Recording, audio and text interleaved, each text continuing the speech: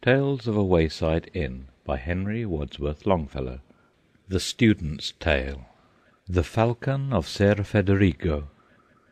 One summer morning, when the sun was hot, weary with labour in his garden plot, on a rude bench beneath his cottage eaves, Ser Federigo sat among the leaves of a huge vine, that with its arms outspread hung its delicious clusters overhead. Below him, through the lovely valley, flowed the river Arno like a winding road, and from its banks were lifted high in air the spires and roofs of Florence, called the Fair. To him a marble tomb, that rose above his wasted fortunes and his buried love. For there, in banquet and in tournament, his wealth had lavished been, his substance spent, to woo and lose, since ill his wooing sped, Monna Giovanna, who his rival wed, yet ever in his fancy reigned supreme, the ideal woman of a young man's dream. Then he withdrew in poverty and pain to this small farm, the last of his domain, his only comfort and his only care, to prune his vines and plant the fig and pear. His only forester and only guest, his falcon, faithful to him, when the rest, whose willing hands had found so light of yore the brazen knocker of his palace door, had now no strength to lift the wooden latch, that entrance gave beneath a roof of thatch. Companion of his solitary ways, purveyor of his feasts on holidays, on him this melancholy man bestowed the love with which his nature overflowed. And so the empty-handed years went round, vacant though voiceful with prophetic sound. And so that summer morn he sat and mused, with folded patient hands, as he was used, and dreamily before his half-closed sight floated the vision of his lost delight. Beside him, motionless, the drowsy bird dreamed of the chase, and in his slumber heard the sudden scythe-like sweep of wings that dare the headlong plunge through eddying gulfs of air. Then, starting broad awake upon his perch, tinkled his bells like mass bells in a church, and looking at his master seemed to say, "Ser Federigo, shall we hunt to-day?" Ser Federigo thought not of the chase, the tender vision of her lovely face.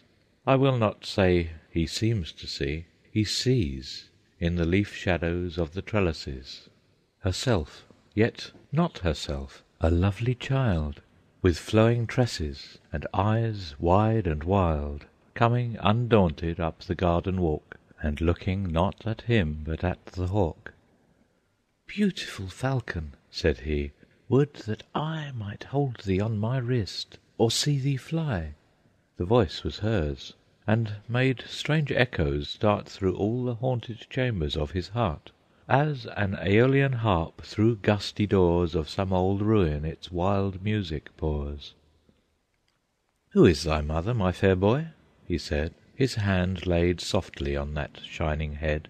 "Monna Giovanna. Will you let me stay a little while, and with your falcon play? We live there, just beyond your garden wall, in the great house behind the poplars tall."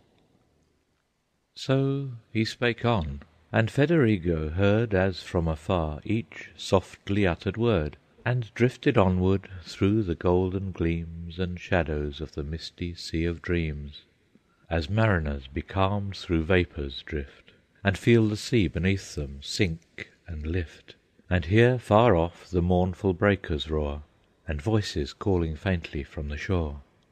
Then, waking from his pleasant reveries, he took the little boy upon his knees, and told him stories of his gallant bird, till in their friendship he became a third. Monna Giovanna, widowed in her prime, had come with friends to pass the summer time in her grand villa, half-way up the hill, o'erlooking Florence, but retired and still, with iron gates that opened through long lines of sacred ilex and centennial pines, and terraced gardens and broad steps of stone, and sylvan deities with moss o'ergrown, and fountains palpitating in the heat, and all Val d'Arno stretched beneath its feet. Here in seclusion, as a widow may, the lovely lady whiled the hours away, pacing in sable robes the statued hall, herself the stateliest statue among all, and seeing more and more with secret joy her husband risen and living in her boy, till the lost sense of life returned again, not as delight, but as relief from pain. Meanwhile the boy, rejoicing in his strength, stormed down the terraces from length to length. The screaming peacock chased in hot pursuit, and climbed the garden trellises for fruit. But his chief pastime was to watch the flight of a gerfalcon soaring into sight, beyond the trees that fringed the garden wall, then downward stooping at some distant call. And as he gazed, full often wondered he who might the master of the falcon be, until that happy morning when he found master and falcon in the cottage ground. And now a shadow and a terror fell on the great house, as if a passing bell tolled from the tower, and filled each spacious room with secret awe and preternatural gloom.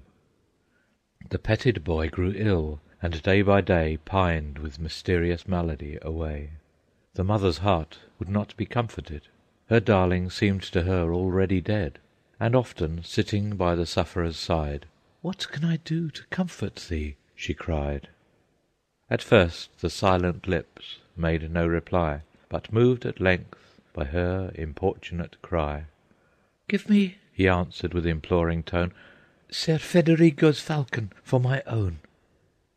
No answer could the astonished mother make.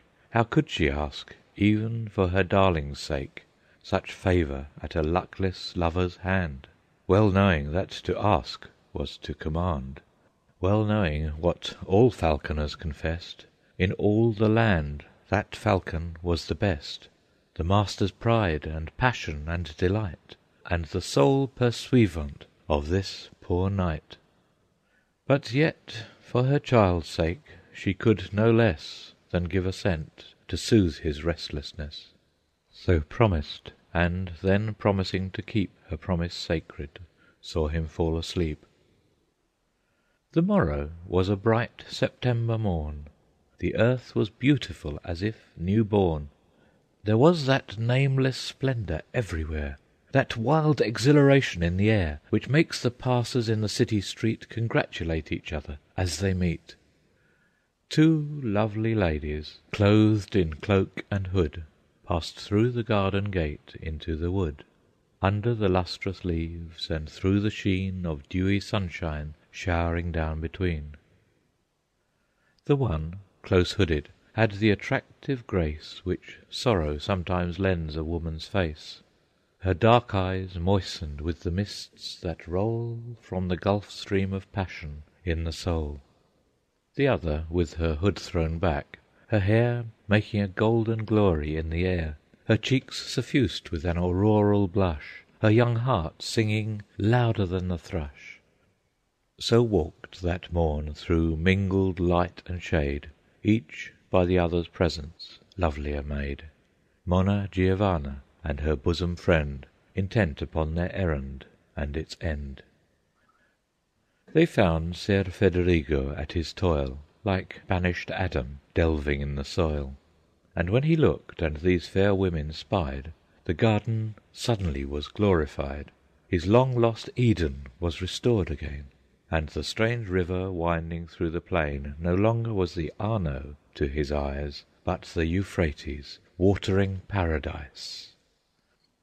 Monna Giovanna raised her stately head, and with fair words of salutation said, "Ser Federigo, we come here as friends, hoping in this to make some poor amends for past unkindness.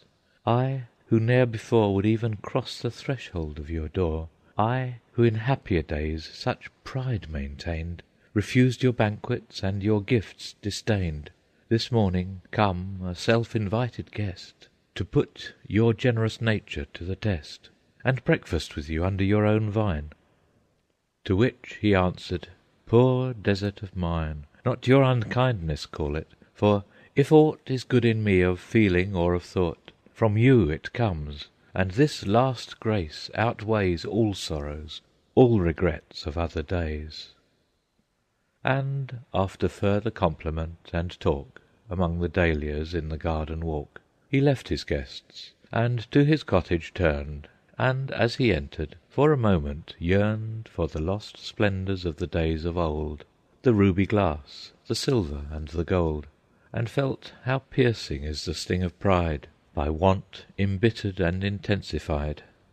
He looked about him for some means or way to keep this unexpected holiday, searched every cupboard, and then searched again, summoned the maid, who came, but came in vain. "The Signor did not hunt to-day," she said. "There's nothing in the house but wine and bread." Then suddenly the drowsy falcon shook his little bells with that sagacious look, which said as plain as language to the ear, "If anything is wanting, I am here." Yes, everything is wanting, gallant bird. The master seized thee without further word, like thine own lure he whirled thee round. Ah me, the pomp and flutter of brave falconry, the bells, the jesses, the bright scarlet hood, the flight and the pursuit o'er field and wood, all these for evermore are ended now. No longer victor, but the victim thou. Then on the board a snow-white cloth he spread, laid on its wooden dish the loaf of bread, brought purple grapes with autumn sunshine hot, the fragrant peach, the juicy bergamot. Then in the midst a flask of wine he placed, and with autumnal flowers the banquet graced. Ser Federigo, would not these suffice without thy falcon, stuffed with cloves and spice? When all was ready, and the courtly dame with her companion to the cottage came, upon Ser Federigo's brain there fell the wild enchantment of a magic spell.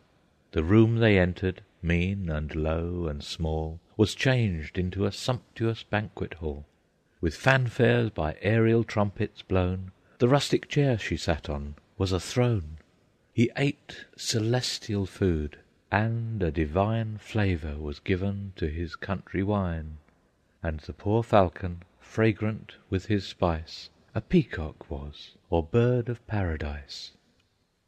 When the repast was ended, they arose, and passed again into the garden close.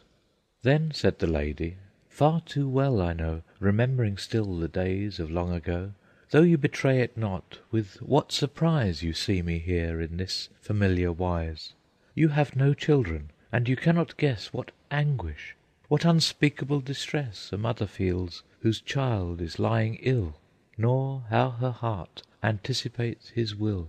And yet for this you see me lay aside all womanly reserve and check of pride, and ask the thing most precious in your sight, your falcon, your sole comfort and delight, which if you find it in your heart to give, my poor unhappy boy perchance may live." Ser Federigo listens and replies, with tears of love and pity in his eyes, "Alas, dear lady, there can be no task so sweet to me as giving when you ask. One little hour ago, if I had known this wish of yours, it would have been my own. But thinking in what manner I could best do honour to the presence of my guest, I deemed that nothing worthier could be than what most dear and precious was to me, and so my gallant falcon breathed his last, to furnish forth this morning our repast." In mute contrition, mingled with dismay, the gentle lady turned her eyes away, grieving that he such sacrifice should make, and kill his falcon for a woman's sake, yet feeling in her heart a woman's pride that nothing she could ask for was denied. Then took her leave, and passed out at the gate with footsteps slow and soul disconsolate. 3 days went by, and lo, a passing bell tolled from the little chapel in the dell. 10 strokes Ser Federigo heard, and said, breathing a prayer, "Alas, her child is dead." 3 months went by, and lo! a merrier chime Rang from the chapel bells at Christmas time. The cottage was deserted, and no more Ser Federigo sat beside its door, but now with servitors to do his will, In the grand villa half way up the hill, Sat at the Christmas feast, and at his side Monna Giovanna, his beloved bride. Never so beautiful, so kind, so fair, Enthroned once more in the old rustic chair, High perched upon the back of which there stood The image of a falcon carved in wood, And underneath the inscription with a date, "All things come round to him who will but wait." Interlude. Soon as the story reached its end, one, over eager to command, Crowned it with injudicious praise, and then the voice of blame found vent, And fanned the embers of dissent into a somewhat lively blaze. The theologian shook his head. "These old Italian tales," he said, "from the much praised Decameron down through all the rabble of the rest, are either trifling, dull, or lewd, the gossip of a neighbourhood in some remote provincial town, a scandalous chronicle at best. They seem to me a stagnant fen grown rank with rushes and with reeds, where a white lily now and then blooms in the midst of noxious weeds and deadly nightshade on its banks." To this the student straight replied, "For the white lily many thanks. One should not say with too much pride, 'Fountain, I will not drink of thee.' Nor were it grateful to forget that from these reservoirs and tanks Even imperial Shakespeare drew his Moor of Venice and the Jew, And Romeo and Juliet, and many a famous comedy." Then a long pause, till some one said, "An angel is flying overhead." At these words spake the Spanish Jew, And murmured with an inward breath, "God grant, if what you say is true, It may not be the Angel of Death."